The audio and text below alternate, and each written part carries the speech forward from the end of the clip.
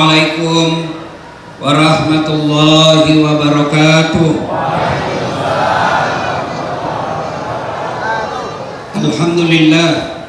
Alhamdulillahi rabbil alamin.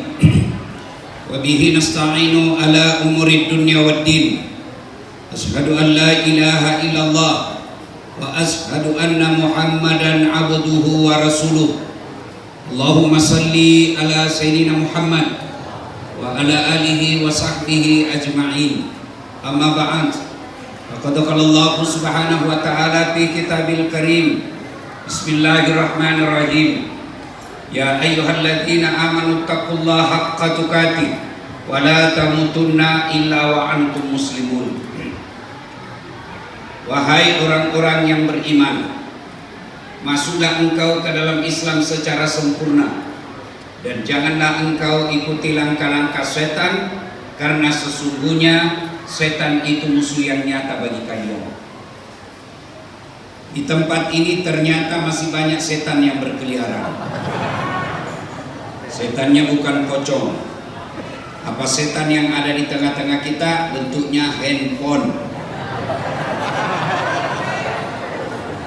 Mana bisa Bapak dengar ceramah kalau Bapak sibuk begini? Bisa simpan HP-nya? Bisa? Ibu-ibu yang di luar pegang HP selama saya ceramah, saya doakan suamimu kawin lagi. Kenapa Bapak yang amin?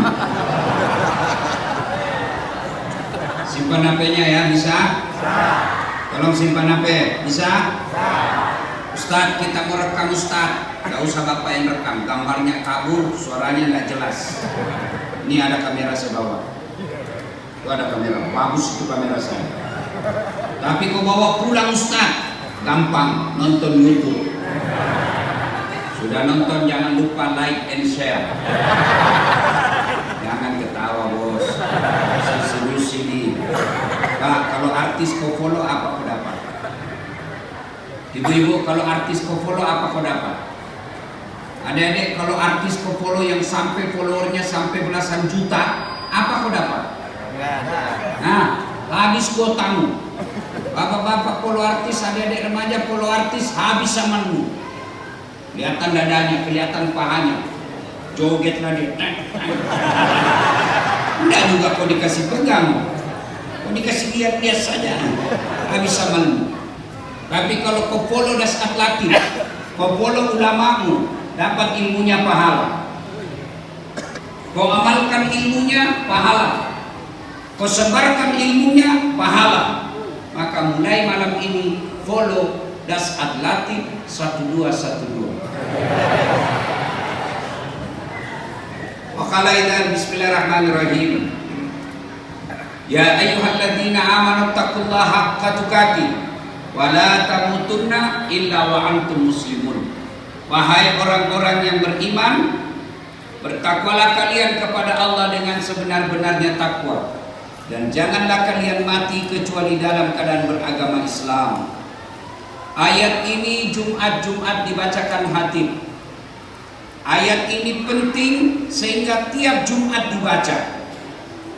2019, 2020, 2021 ada pengumuman yang hari-hari diumumkan. Pakai masker, jaga jarak, cuci tangan. Kenapa? Pengumuman itu penting waktu itu. Tapi 3 tahun aja. Ini ayat Pak sudah lebih 1000 tahun. Dan rasa-rasanya susah diterima akal. Jangan kamu mati, berarti mati kau yang ngatur. Orang kaya mati, orang miskin mati, raja-raja mati, rakyat biasa mati, ustadz mati. Mau atau tidak tiba saatnya pasti mati. Berarti ayat ini Allah jelaskan bukan mati yang jadi masalah. Yang jadi masalah illa wa antum muslimun, kecuali matimu dalam keadaan beragama Islam. Berarti ada orang Islam matinya tidak membawa Islam. Insya Allah Bapak tidak mati dalam keadaan merampok. Amin. Insya Allah bapak-bapak tidak mati dalam keadaan berzina. Amin. Insya Allah bapak mati tidak dalam keadaan mabuk. Amin. Tapi yang bisa membuat mati kafir, hubbi aklil haram, suka memakan barang haram. Salah satu barang haram itu menerima serangan fajar ketika pilkada. Ketawa karena kau pelakunya semua.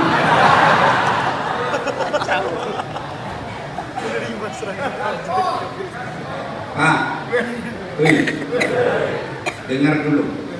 Bagi mereka yang sudah terima uang serangan fajar waktu pemilu lalu, dengar ini kata Nabi. Satu, kalau mau bertobat kembalikan itu uang.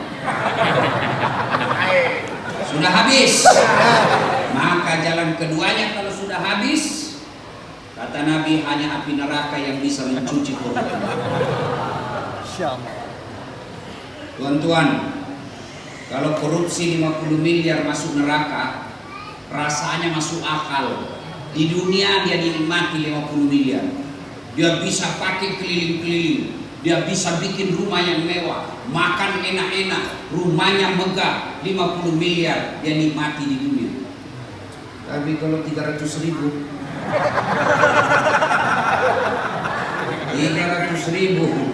masuk neraka, imbang dah? Imbang dah?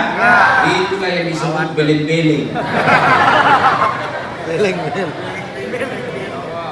Pak, jawab dulu Pak. Bapak kalau terima 300.000 kaya tidak? Enggak. Kaya tidak? Enggak. Ibu-ibu yang di luar, kalau terima 300.000 kaya tidak? Tidak. Menolak 300.000 miskin tidak? Tidak. Miskin tidak? Tidak. Tidak. Namun yang pasti, kalau kau terima serangan fajar di 2024 bulan November ini, itu artinya kau tutup masa depan anakmu yang cerdas. Kau tutup masa depan anakmu yang baik sifatnya untuk jadi anggota dewan, untuk jadi gubernur, untuk jadi kepala dinas. Kenapa? Karena hanya orang kaya yang bisa jadi pejabat. Betul baru kau terima. Pak, kalau anggota DPR tidak ngurus lagi kamu, wajar. Apa pikirannya? Saya sudah bayar kamu. Ngapain saya kunjungi lagi kamu? Kau sudah peras saya waktu pilih caleg. Maka mereka tidak dia pikir rakyatnya. Yang dia pikir apa? Apa jabatan saya? Yang dia pikir apa? Bagaimana partainya bisa dapat proyek? Yang dia pikir apa? Bagaimana ketua partainya bisa masuk menteri? Dia tidak pikir kamu. Kenapa? Karena kamu sudah disogok. Malu kita ini orang Islam.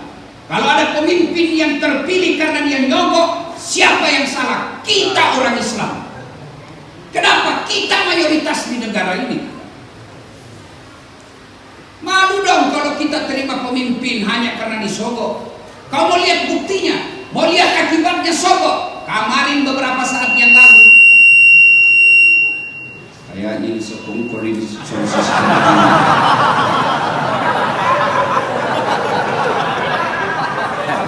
Yang terima serangan fajar ini.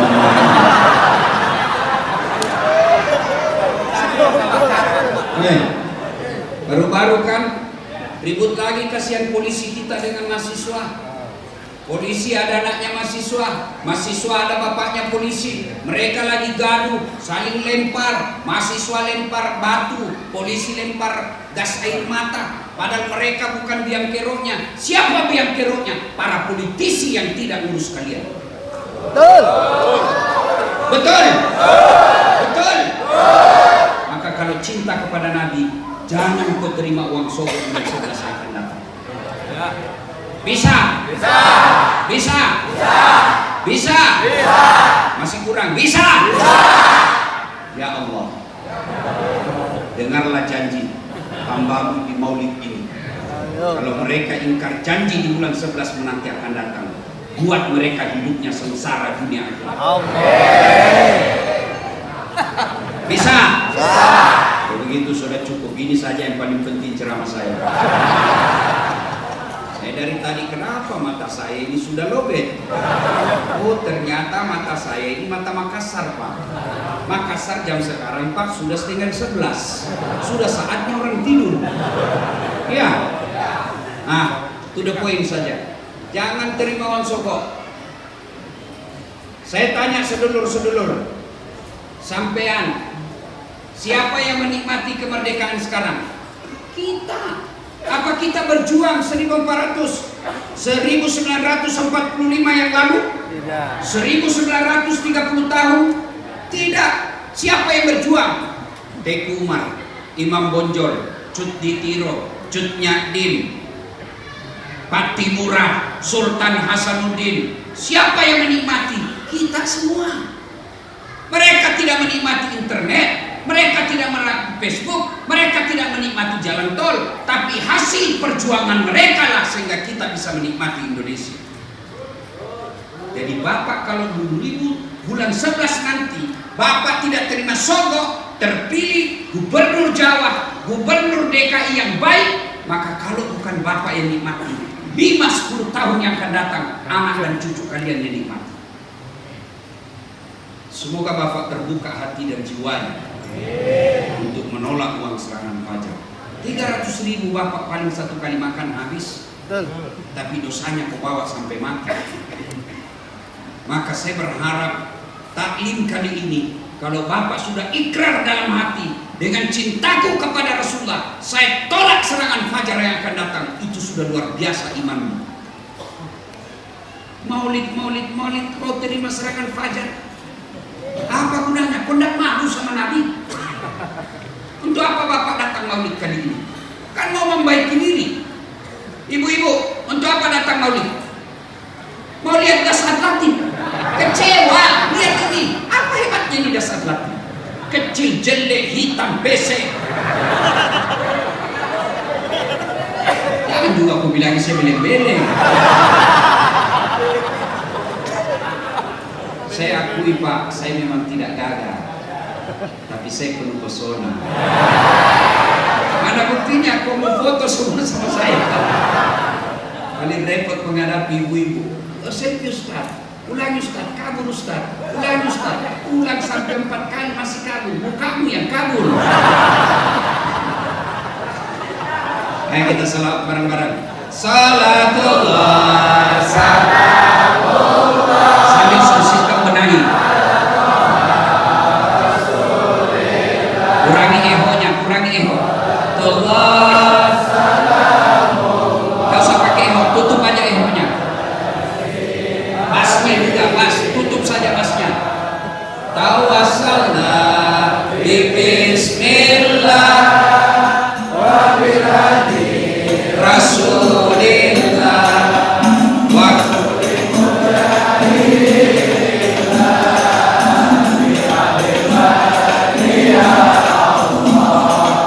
salatullah salamullah ala Rasulillah salatullah salamullah ala yasin habibillah. Terima kasih. Suatu kali Nabi lagi duduk-duduk dengan malaikat Jibril. Nabi melihat ada malaikat lebih 1.000.000 jari-jarinya. Bapak-bapak berapa jari-jarinya Pak? 10. Cacat tuh. Ada kakimu. Ini Nabi malaikat lebih 1.000.000 jari-jarinya Pak. Nabi kagum. Jibril, siapa itu? Banyak betul jari-jarinya. Jibril menjawab, itu malaikat pencatat air hujan. Ada yang bisa catat air hujan di sini? Ada? Ada? Yang paling hebat mencatat Pak Ali. Ini ketuanya tadi yang sambutan. Saya jelaskan dulu karena dia bilang saya tadi nakal. Nanti salah kutip. Saya bukan nakal. Waktu itu demonstran. Saya demo kantornya. PLN. Korupsi Pak. Bukan beliau. Beliau waktu itu jadi humas hubungan masyarakat. Saya mahasiswa. Saya demo Pak. Kenapa? Waktu itu meteran listrik PLN belum pakai digital, tapi masih yang kertas-kertas. Markup. Tahu markup? Pemain selisih. Dia lapor di negara 5.000, tau-taunya cuma 500. Markup. Demo Pak, demo. Oh, saya waktu itu demo tidak seperti kalau di fitnah. Saya ada data, ada fakta, ada data saya. Ini buktinya, saya datangi pengusaha-pengusaha yang kerja itu. Oh, ternyata terbukti dijadikan tersangka. Bukan beliau. Bukan. Ini kecil-kecil ini bajawannya ini. Kalau bukan beliau yang undang saya tidak sampai di sini Pak. Beliau yang paksa saya datang di sini, teman ya. Dulu waktu kuliah Senin saya ditraktir. Masya Allah. Akhirnya dinyatakan tersangka itu orangnya, diperiksa dia di jaksa, masuk stroke rumah sakit, meninggal Pak. Saya diperiksa, saya santai-santai. Dia bilang wartawan, kenapa kau yang bunuh orang? Saya bilang bukan bunuh, yang bunuh itu timba ajalnya. Dulu bukan nakal toh? Nakal enggak kalau begitu? Bukan, jadi Pak Pahmi ya? Sama-sama orang Bugis. Cuma kalau beliau takut sama istrinya. Ini baru satu orang Bugis yang takut sama istrinya. Kalau saya tidak pernah takut sama istri. Cuma istri saya lebih berani dari saya. Sama lah kita orang Betawi ya.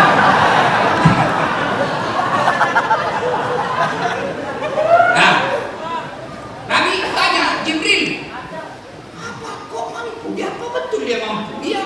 Dia tanya itu malaikat, apa betul kau mampu mencatat air ketika hujan? Iya.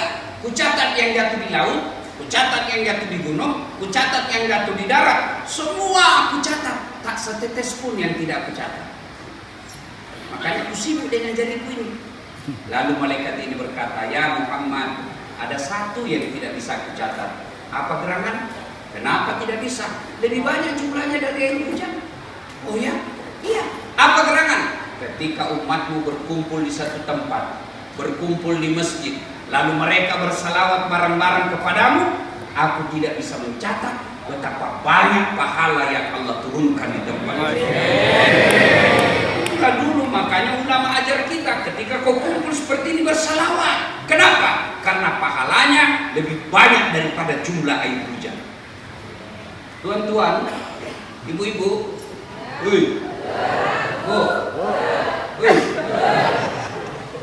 orang masuk surga Pak bukan karena tidak ada dosa. Kalau orang masuk surga karena tidak ada dosa, tidak ada isinya surga kecuali Muhammad SAW. Ini nih, muka-muka penuh dosa sebiasa.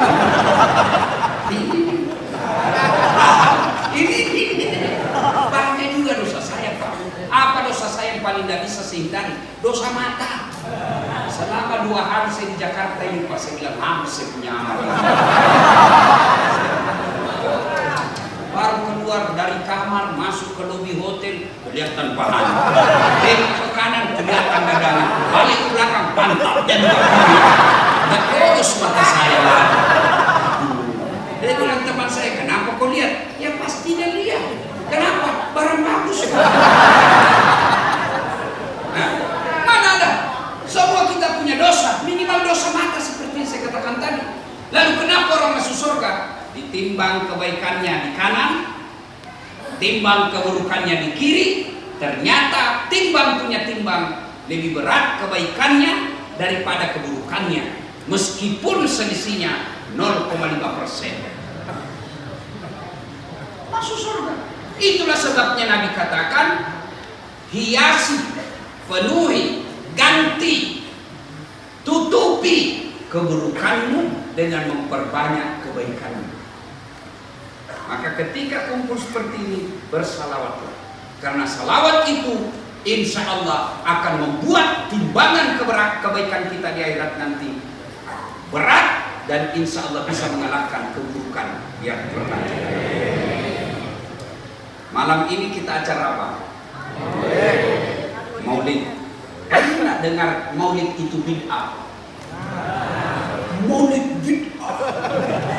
Maulid susah. tidak pernah sama Nabi. Benar nggak Nabi pernah maulid? Pernah nggak Nabi maulid? Pernah nggak Nabi maulid? Keras-keras. Pernah nggak Nabi maulid? Pernah nggak Nabi maulid? Tidak pernah. Kalau bid'ah tidak pernah dilakukan Nabi, kalau itu saja alasannya tidak pernah dilakukan Nabi, maka maulid bid'ah. Tapi saya tanya sedulur-sedulur, pernah nggak Nabi naik pesawat pergi haji? Pernah? Pernah nggak Nabi naik pesawat naik haji? Nabi pakai apa? Nabi pakai apa? Berarti yang naik pesawat bid'ah. Tidak ada pada zaman Nabi. Berarti saudara-saudara dari Kampung Manggar, Pohon, ini betul-betul banyak kebun Pak, kebun manggis, kebun sirih, kebun nanas, Masya Allah. Pasar Senin, pasar Minggu, pasar Rebo, pasar lagi, banyak betul pasarnya Pak. Ini kampung Manggar.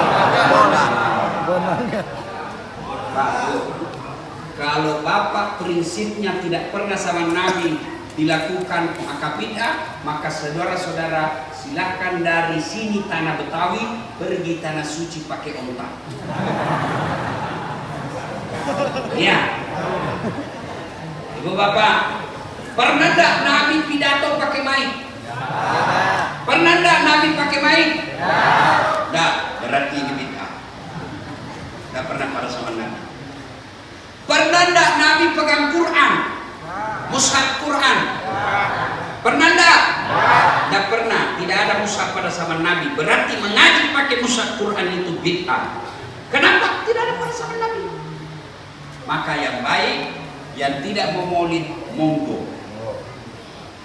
Please, tafadhal.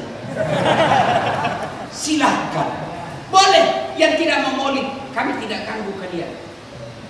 Tapi tolong hargai kami yang maulid. Jangan juga ketuduh kami sesat. Karena kami maulid karena cinta kepada Rasulullah Muhammad sallallahu alaihi wasallam. Apa sudah cukup cinta kepada Nabi dengan datang maulid? Tidak. Seluruh acara-acara maulid hampir boleh dikata temanya sama. Dengan hikmah maulid kita meneladani Nabi. Dengan hikmah maulid kita mencontoh Nabi dalam kehidupan sehari-hari. Masalahnya bagaimana kamu contoh Nabi kalau kau tidak tahu Nabi? Mohon maaf. Itu ada yang kacamata sini dulu.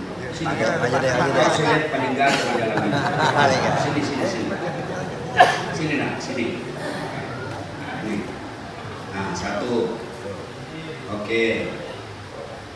Siapa namamu? Rafael Fernando. Fernando. Ya, Rafael Fernando. Panggilannya? Rafael. Enggak. Masalahnya namamu nama luar negeri. Rafael atau Fernando? Rafael Fernando, dua-duanya Pak. Panggilannya jadi kalau kau dipanggil temanmu Rafael Fernando, panjang sekali. Rafael doang Pak. Oh iya. Makanya saya bilang tadi doang-doangnya itu. Kalau doang di kampung saya udang. Rafael, berapa umurmu? 12. Sekolah di? SD Cibinong 05. Sekarang saya tanya, siapa namanya Presiden Republik Indonesia sekarang? Joko Widodo. Siapa anaknya Presiden Republik Indonesia? Ayo, siapa namanya anaknya Pak Jokowi? Gibran Raka Buming Raka. Siapa lagi satu? Oke, sudah. Ada artis kamu kenal? Siapa? Aditya Kumai. Siapa lagi? Luna Maya.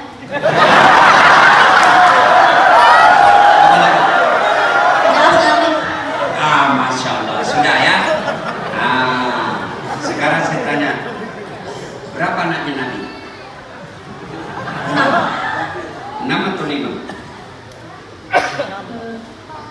6. Terus anak pertamanya Nabi siapa?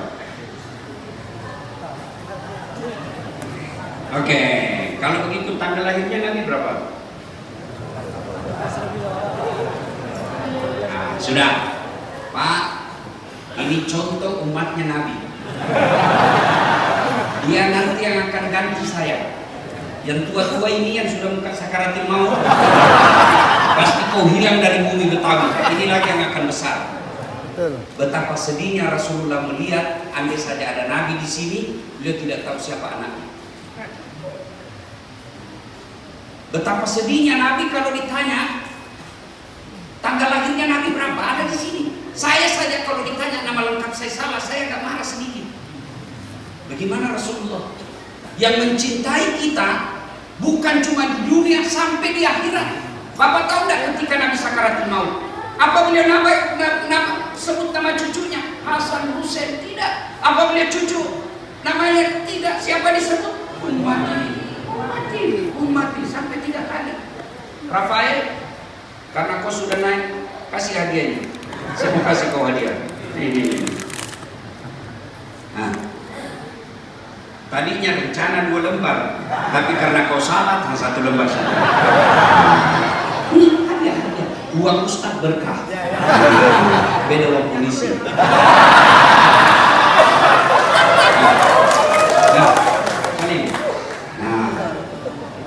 Ini dari golongan anak-anak.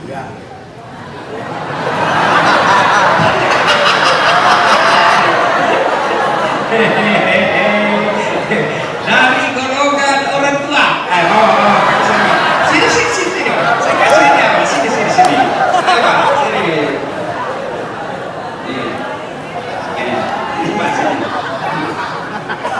Ya. Mohon maaf Pak ya, mohon maaf. Jangan marah Pak ya. Bapak masuk di YouTube. Jangan sampai salah. Berapa anaknya Nabi? Anaknya mana? 6. Oke. Anak pertamanya? Qasim. Istri beliau yang kedua? Yang pertama saja. Istri pertama siapa? Khadijah Al-Kubra. Siti Khadijah Al-Kubra. Oke. Ini pun masih masih ada salahnya. Padahal ini sudah generasi tua. Masih salah Pak. Dan saya yakin 90% kau tidak tahu berapa anaknya Nabi. 50.000. Halalan thayyiban wasi'an. Tunggu silakan. Oke. Anak-anak Nabi ada 7 orang, 3 laki-laki, 4 perempuan. Pertama Qasim, Abdullah, Ibrahim, Zainab, Ruqayyah, Ummu Kalsum, Fatimah. Ini tujuannya maulid. Nah, baru kau tahu tuh tujuan anaknya Nabi. Ini tujuannya maulid. Minimal kamu selesai dengar ceramah, kamu tahu sejarah Nabi. Mohon maaf Pak, mohon maaf. Bapak berapa anaknya Pak? Anak Bapak berapa? 3. Yang datang maulid berapa? Sendirian. Anak yang 3 itu di mana Pak? Ada di rumah. Coba kalau beliau bawa anaknya, dia bisa dapat ceramah. Ini makanya penting ini maulid. Bukan soal bid'ah tidak pernah dilakukan Nabi, tapi apa yang kita dapat. Coba kalau generasi muda Islam, anak-anakmu semua kau bawa duduk dengan ceramah, dia akan kagum kepada nabinya. Oh begini nabi saya. Oh rupanya tidak ada artinya di presiden Indonesia dibanding nabi saya. Jangan juga kau bandingkan nabi dengan presiden. Jauh Pak. Itu antara langit dengan sumur berdasar sumur. Iya. Kenapa ketika anak ulang tahun kita mampu bawa keluar duit sampai jutaan? Kenapa maulid nabimu kau tidak mampu bawa anakmu? Itu masalah. Siapa yang bela agama kita kalau bukan generasi muda? Lalu bagaimana mereka mencontoh Nabi? Jadi pejabat, jadi DPR, jadi pengusaha, jadi artis, jadi selebriti, jadi olahragawan. Bagaimana mereka mau contoh nabinya kalau dia tidak tahu sejarahnya Nabi? Ini pentingnya maulid. Bagaimana memperkenalkan sejarah Nabi? Ya cara begini. Yang kedua, kalau anak kita kecil-kecil, ajarkan lagu. Dari lagu dia bisa tahu sejarah Nabi. Coba anak-anak saya, seperti tadi dia sudah tahu. Cuma lagunya anak kita sekarang yang tidak masuk akal. Pikiranku tak dapat ku mengerti, kaki di kepala. Pantas kodomo. Kalau simpan di kaki.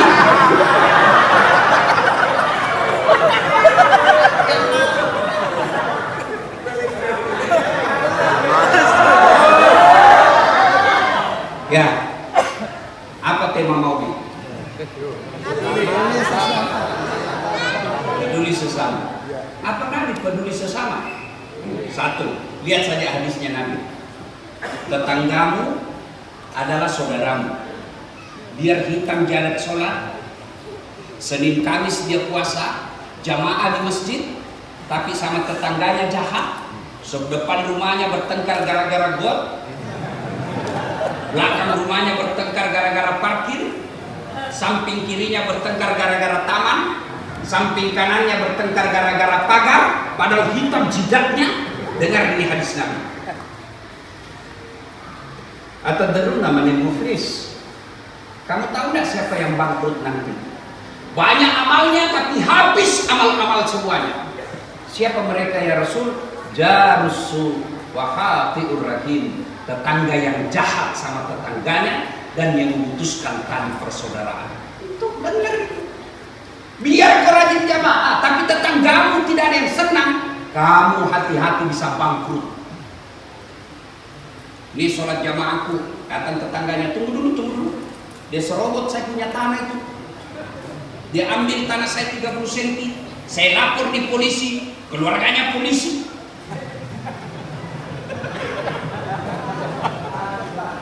Bukan polisi Indonesia, polisi India.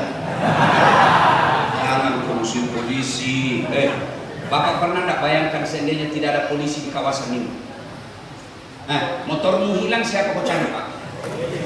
Polisi. Bapak-bapak, anakmu ada yang pukul, siapa kau cari? Polisi. Ibu-ibu hilang suamimu, siapa kau cari? Jangan cari polisi, cari suamimu lah. Polisi, Pak. Bayangkan bapak lapor di polisi, Pak polisi tolong tanahku diserobot. Apa kata polisi? Mohon maaf, baru saja polsek bubar. Cintai polisi.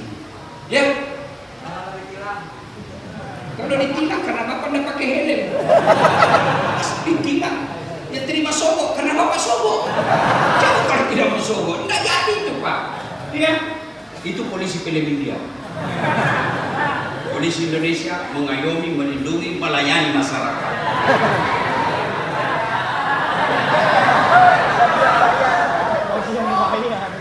Pak, apa bertetangga? Dia serobot tanahku. Gara-gara dia ambil tanah saya 30 cm, saya tidak punya got. Setiap musim hujan Jakarta pasti banjir rumah saya. Kelakuan ini. Allah berfirman, ya sudah, ambil itu sholat jamaahnya 30 tahun. Habis sudah sholat itu Pak. Dia setor lagi puasanya. Ya Allah, ini puasaku. Tunggu dulu. Saya pernah difitnah itu. Katanya anakku yang lurus rambutnya bukan anaknya suamiku. Karena suamiku keriting rambutnya. Gara-gara fitnahnya saya tinggalkan kampung. Itu gara kelakuannya. Allah berfirman, ambil puasanya. Habis amalnya Pak. Masih ada dosanya, lalu Allah berfirman, ambil dosanya orang yang pernah dosa itu. Peduli tetangga. Bagaimana Nabi mengajarkan bertetangga? Kalau kau membuat sayuran, kalau kau membuat makanan, usahakan perbanyak buahnya. Kasih tetanggamu. Buahnya doang. Itu maknanya, kalau tetanggamu lapar, kamu punya tanggung jawab. Jangankan itu, sampai pohon dalam bertetangga diatur oleh Nabi. Apa aturannya? Kalau kamu punya pohon mangga dan pohon dangking rangganggamu itu nyebrang ke pagarnya tetangga.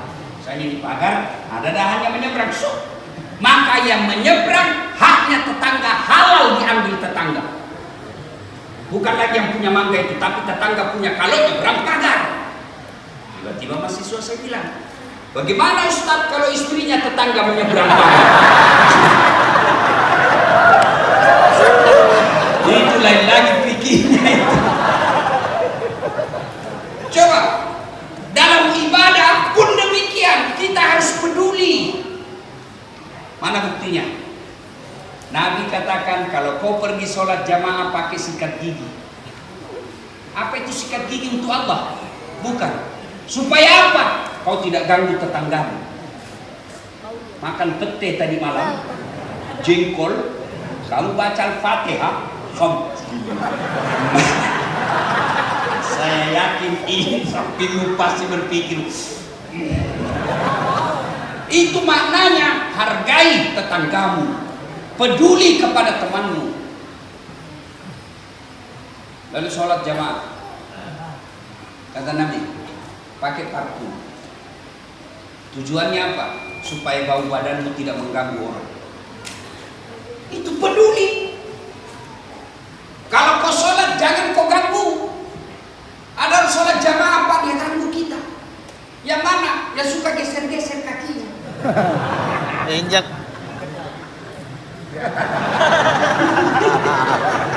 Ada begitu Bapak dapat? Ada. Kalau Bapak merasa tidak terganggu, layani.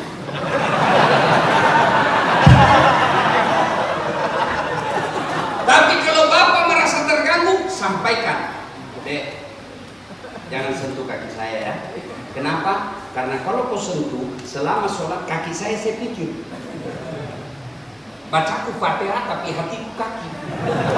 Tolong jangan kau sentuh. Maka juga kau yang dikasih tahu, jangan juga kau sentuh kakinya orang. Dia bilang supaya rapat. Kalau kau mau rapat bukan kakimu yang kau kasih rapat, apa pundak ini. Kalau kaki rapat, bisa kakimu rapat, sapu longgar.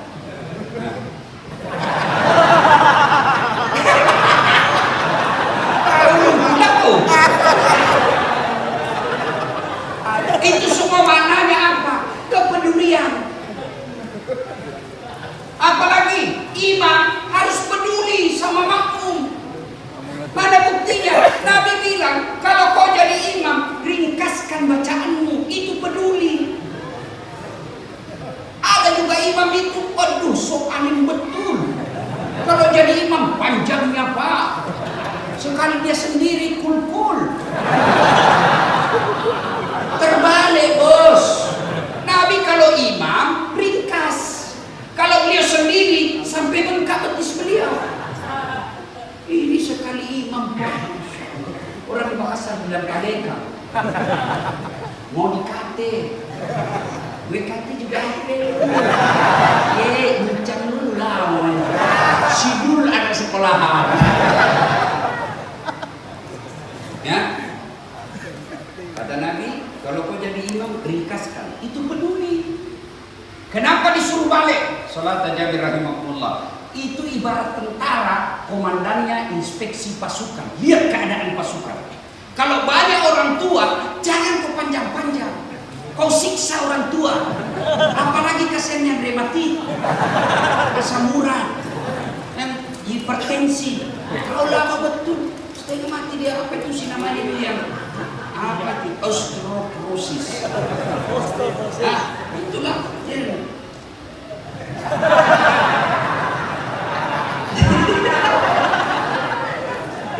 Itu kepedulian. Jangan masa bodoh. Apalagi kepedulian dalam Islam. Coba, saya lagi duduk, tidak kenal nih sama orang, tidak kenal di atas bus. Bagaimana Islam mengatur kepedulian? Haji. Apa saya baca? Apa saya baca? Alhamdulillah. Apa dia baca ini? Kan tidak kenal. Ngapain saya doakan? Saya tidak kenal. Tapi tidak, kata Nabi, bersih. Alhamdulillah, balas. Alhamdulillah, yarhamkallah. Sudah itu, saya balas lagi. Ya bikumullah. Dia balas lagi. Ya sudahlah.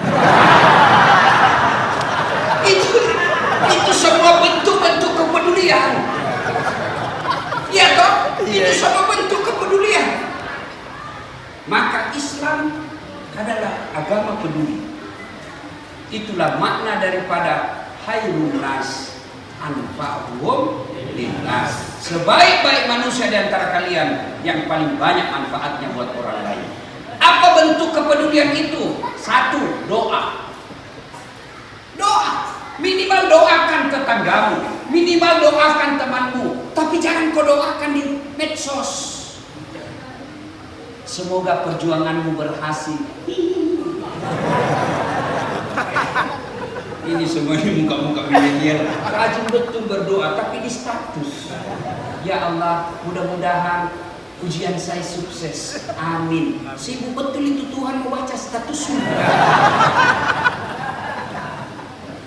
Temanmu, saya mau besok ujian.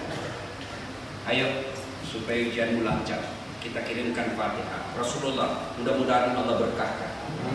Bismillahirrahmanirrahim. Alhamdulillahirrahmanirrahim. Itu hadiah, peduli.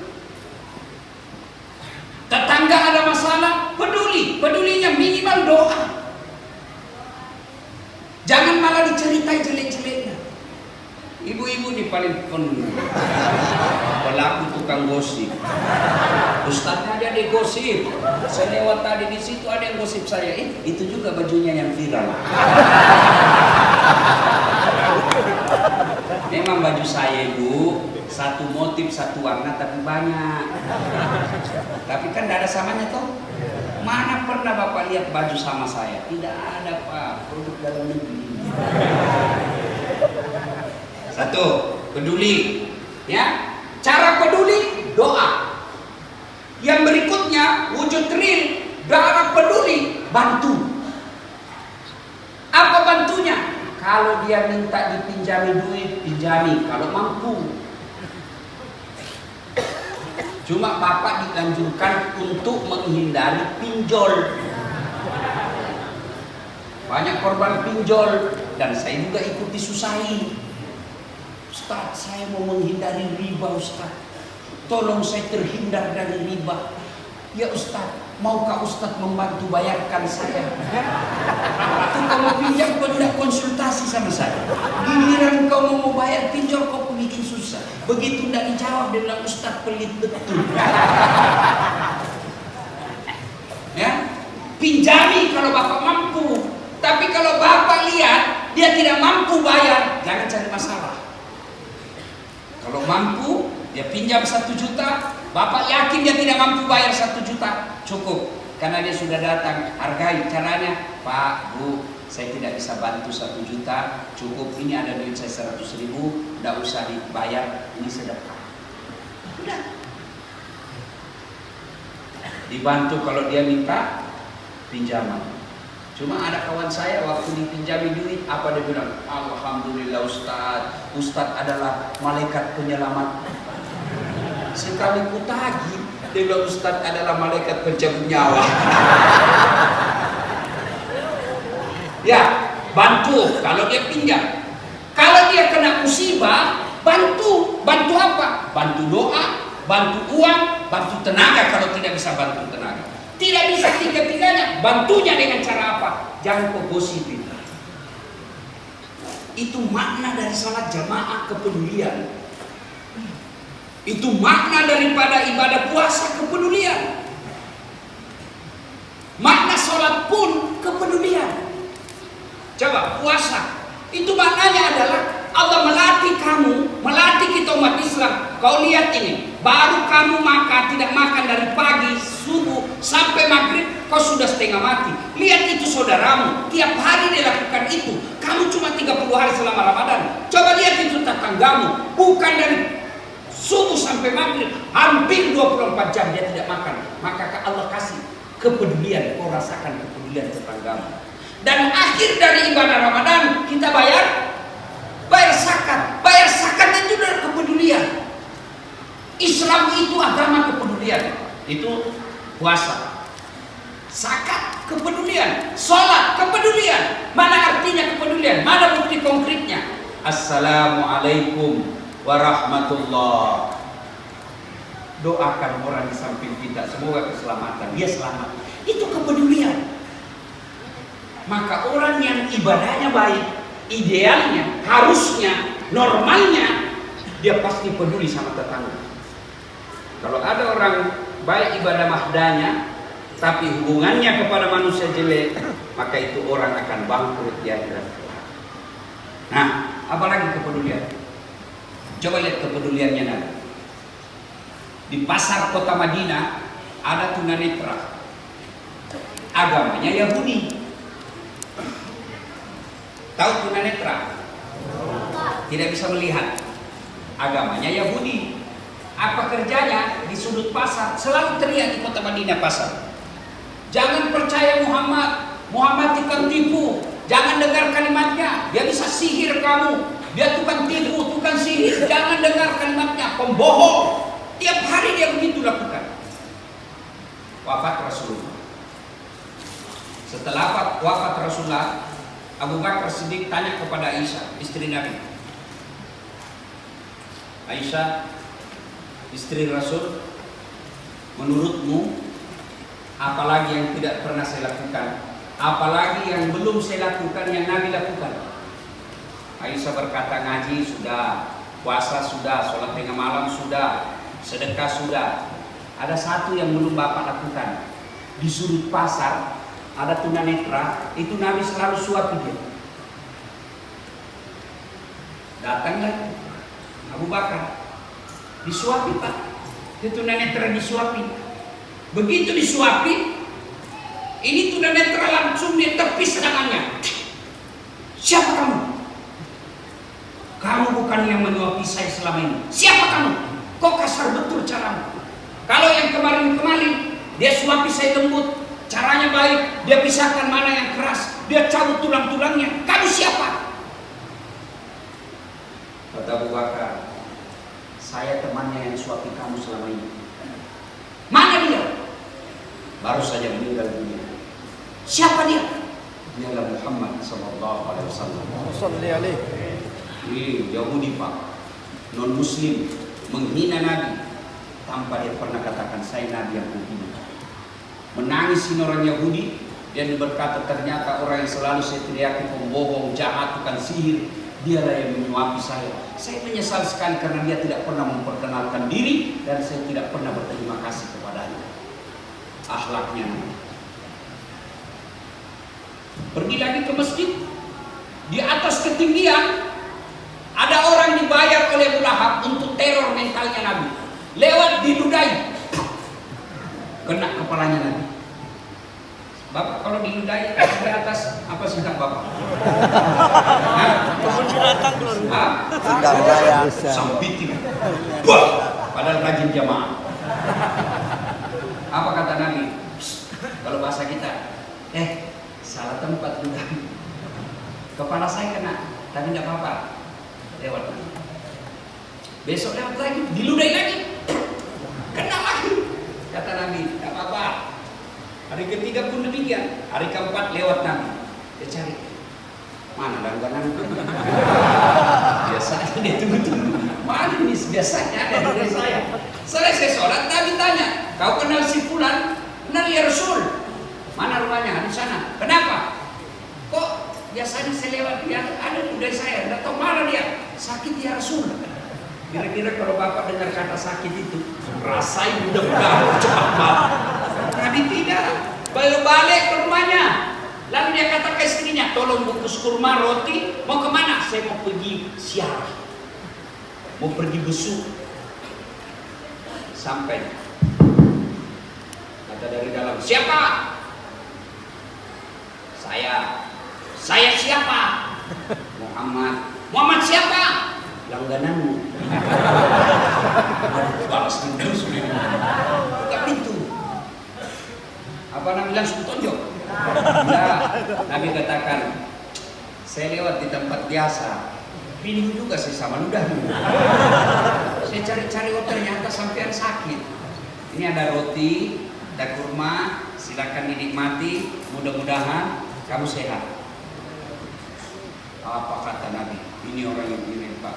Dia bilang, luar biasa akhlakmu Muhammad. Orang yang bayar saya, sogok saya untuk teror kamu sampai sekarang dia tidak datang lihat saya. Kamu justru yang pertama datang musuh saya. Allah. Dalam dakwah datang Nabi, sahabat mengadu kepada Nabi, ya Rasulullah, apa? Kena saya musibah. Kenapa lagi? Saya berhubungan badan siang hari bulan Ramadan. Kata Nabi, waduh berat juga itu saksinya. Apa? Kau puasa kafarat. Apa itu ya Rasul? Kau puasa 60 hari berturut-turut.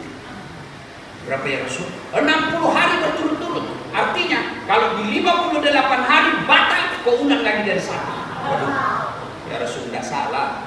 1 bulan aja saya kecolongan ya Rasul. Nah, sudah kalau begitu, kau kasih makan orang miskin di kampungku 60 orang. Berapa ya Rasul? 60. Waduh, saya orang miskin ya Rasul. Nabi ambil kurma, ambil roti, bawa ini pulang, kau kasih orang miskin di kampungmu. Ya Rasulullah, saya orang miskin. Nah, sudah kau bawa, cari lagi. Cari yang paling miskin di kampungmu. Ya Rasul, saya yang paling miskin. Kalau kita kau sudah miskin melanggar lagi. Apa Nabi marah? Nabi tersenyum. Apa beliau Nabi katakan? Nah, sudah kalau begitu kau makan. Masya Allah. Inilah Rasulullah. Kepada istrinya, waduh, Nabi Pak tidak pernah menyebut nama istrinya yang 13. Ada pernah disebut namanya Nabi oleh istrinya? Nyebut istri Nabi, tidak pernah. Nabi tidak pernah panggil Khadijah sini, tidak. Beliau panggil siapa? Ummul Mukminin. Aisyah, tidak pernah dipanggil Aisyah, sini Aisyah, tidak. Siapa dia panggilkan? Aisyah. Siapa? Ya Humairah, yang kemerah-merahan pipinya, karena memang Aisyah merah delima pipinya. Contoh itu Pak. Mulai besok Bapak panggil dengan kasih sayang istri. Jangan panggil yang jelek-jelek. Panggil, misal istri mancung hidungnya, wahai istriku yang termancung hidungnya di lorong 3. Aduh Ustaz, istri saya tidak mancung hidungnya Ustaz. Ya giginya kau lihat. Justru giginya yang mancung Ustaz. Ya lehernya kau lihat, mana kayak yang bagus. Carilah yang bagusnya. Wahai istriku yang terputih. Nah itu. Dan juga terlalu jujur. Mentang-mentang istrimu hitam kau panggil Tam. Hitam. Kata istrinya apa pesek. Tak pernah dalam rumah tangga Rasulullah itu.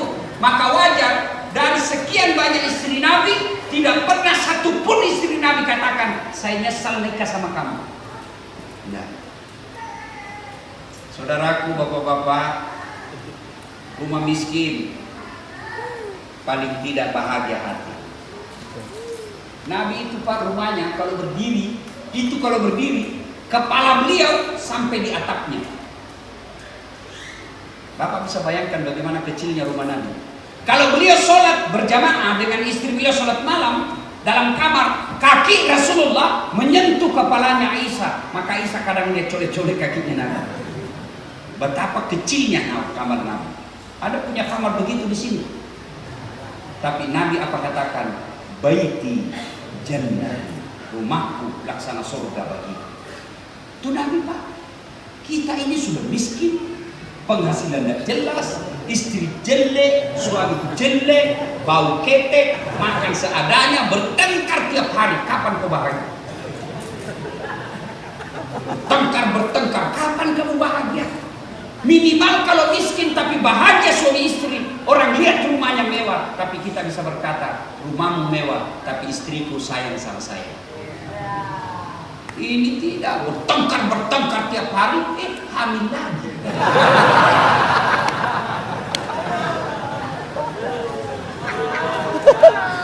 Pada akhirnya, laqad kana lakum fi Rasulillahi uswatun hasanah.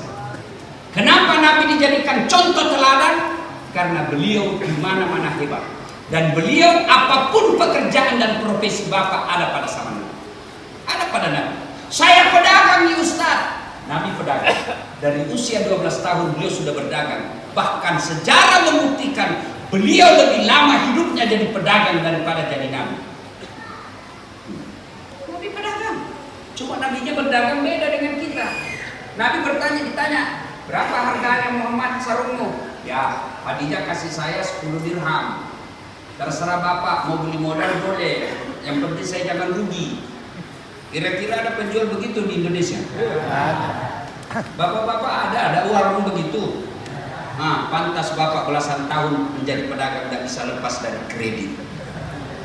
Yang ada, ini berapa? 10.000. Oh, mahal betul. Itu aja modal. Padahal sudah ada untung. Begitu bapak katakan modal padahal untung, sudah riba. Wa ahallallahu bai'a wa harrama riba. Allah halalkan jual beli, Allah haramkan riba. Mana riba? Menipu pembeli. Katakan modal pada sudah untung, nipu namanya. Hati-hati yang penjual online. Barangnya fotonya bagus. Begitu sampai tiba di rumah, beda casing. Makanya ada pepatah mengatakan, dari mana datangnya cinta? Dari Facebook turun ke WA. Dari mana datangnya kecewa? Setelah ketemu ternyata berbeda. Saya pejabat, Ustaz. Nabi seorang pejabat. Beliau Amirul Mukminin, andai bahasa kita sekarang presiden, penghulu para nabi. Beliau pejabat. Saya tentara, Ustaz. Beliau panglima perang. Perang Uhud beliau pimpin. Perang Badar beliau pimpin. Apalagi saya guru, Ustaz. Beliau adalah guru. Oh, balik. Saya kepala rumah tangga, Ustaz. Beliau kepala rumah tangga. Apalagi semua pada diri Rasulullah ada. Semua profesi ada pada diri Rasulullah. Maka kita contoh. Dan hebatnya Rasulullah, di mana-mana beliau hebat. Depan musuh hebat, depan teman sahabat hebat, depan istri hebat. Ada orang Pak hebat di kantor. Kantor semua siap. Dibukakan pintu sampai di rumah dibagi-bagi sama istrinya. Bodoh memang kamu. Lagi tidak pernah ditunjuk-tunjuk kalau bapak. Ngamuk dia, Ustaz. Kenapa kalau dia ngamuk? Saya tidak masuk akal saya, Pak, kalau ada suami takut sama istrinya. Apa kamu takut sama istri? Gaji dia yang pegang. Kita yang beli rumah, kita yang belikan kendaraan, kita belikan pakaian, kita belikan emas. Ngamuk, Ustaz. Kenapa kalau dia ngamuk? Menangis, Ustaz. Biar aja dia menangis. Yang penting jangan sampai dia injak-injak harga diri kita. Dia pecahkan televisi, Ustaz. Televisi boleh dibeli. Pecahkan piring, bantu pecahkan semua piring. Kenapa? Piring, televisi boleh dibeli. Harga diri sebagai suami tidak boleh diinjak-injak istri. Takbir! Takbir takut sama istri. Itu Bapak saudara-saudara sekalian. Pada akhirnya kita berharap bersama Rasulullah SAW. Pesan khusus saya malam ini tidak usah panjang, Pak. Pilkada jangan terima masuk. Bisa? Ya. 2, pilkada jangan bertengkar. Silakan pilih jagoanmu, jangan hina lawanmu. 2019 pemilu yang lalu masih ingat? Siapa yang bertanding? Bapak Prabowo, Jokowi. Siapa yang menang? Jokowi. Siapa menterinya? Jokowi waktu debat saling nyerang. Selesai, satu paket. Kalian bertetangga sejak menikah, bertetangga gara-gara pilpres musuhan. Apa kau dapat? Industrinya beleng-beleng. Kalau tim sukses saling menyerang, wajar dia mau jadi menteri. Pengusaha jadi tim sukses menyerang, wajar dia mau dapat proyek. Tapi kalian Ada apa-apa.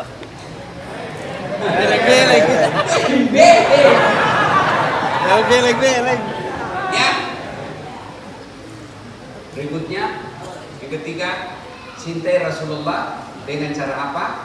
Menjadi manusia manfaat. Minimal jangan ganggu orang. Kalau Bapak tidak bisa membantu secara fisik, tidak bisa membantu secara materi, minimal bantu, jangan ganggu. Umat Islam pantang menjadi biang kerok. Masalul mu'minina kamasalin nakhal. Perumpamaan orang Islam itu seperti tawon. Bagaimana itu tawon? Coba, satu yang dia makan saripati mati. Orang Islam makannya bukan yang haram-haram, bukan wal soko. Yang kedua, tawon di mana dia hinggap tidak ada dahan dan ranting yang patah. Artinya orang Islam tidak boleh menjadi biang kerok dan sampah masyarakat. Yang ketiga, jangan coba-coba kau ganggu tawon. Begitu kau ganggu, Langsung benerin. kejar kau Pak. Biar kau nyelam di sungai, ditunggui kau di atasnya. Masih ingat filmnya itu apa itu? Donald Bebe? Begitu dia ganggu tawon Pak, ditunggui, dia pakai selang masih dimasuki di dalam. Muslim pantang cari musuh. Ketemu musuh jangan menyerah. Tapi tidak boleh menjadi biang kerok. Mudah-mudahan ada manfaat. Dan kurangnya mohon dimaafkan. Usikum wa nafsi bitaqwallah. Fastabiqul khairat. Assalamualaikum warahmatullahi wabarakatuh.